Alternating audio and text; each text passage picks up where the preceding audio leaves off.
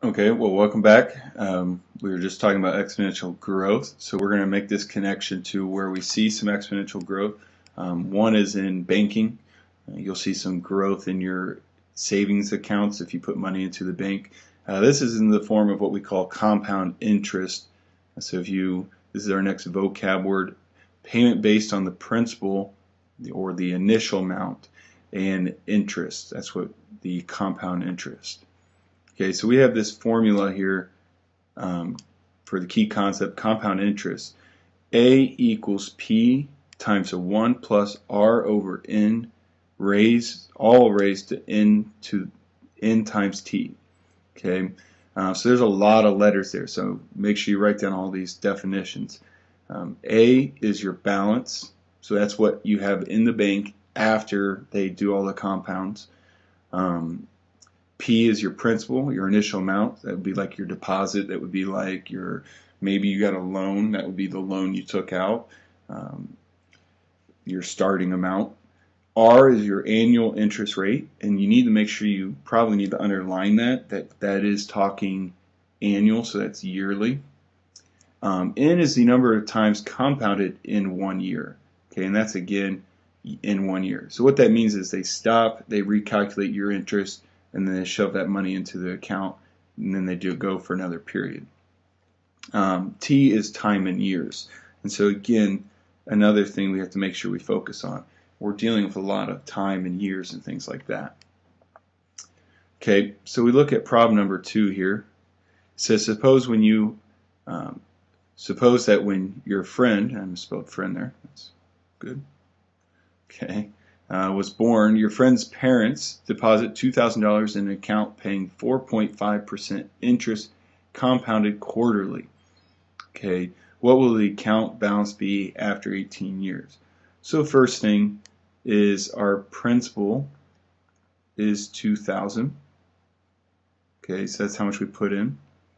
Our rate, now that needs to be as a decimal, so it's 0.045%.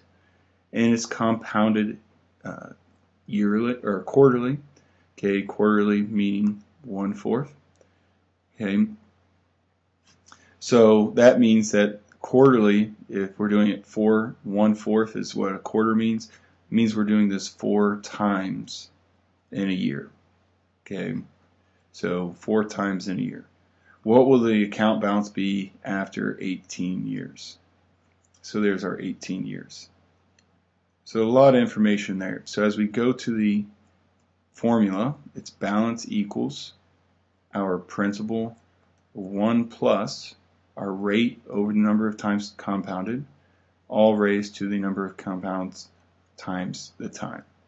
So we're going to put P in for 2,000, or put 2,000 for P, excuse me.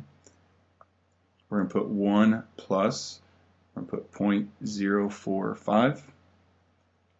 We're going to put that over 4 because we're compounding 4 times a year, and 4 times 18 because it's 4 compounds per year for 18.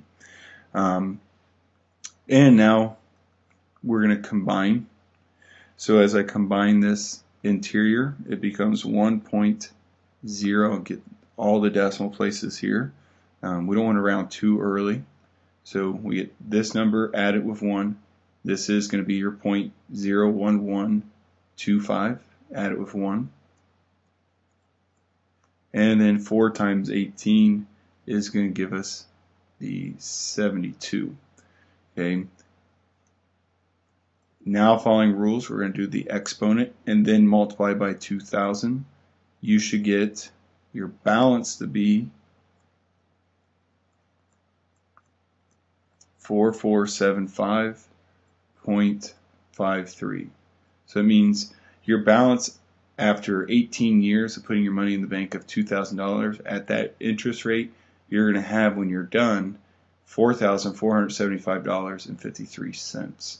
Okay, so you have to follow this formula and know what each letter means. So that's the important thing. But other than that, it's just a matter of plug and chug at that point and using a calculator. Again, this is far from me saying you need to do this in your head. Use a calculator to get that done. That's how we got this information here.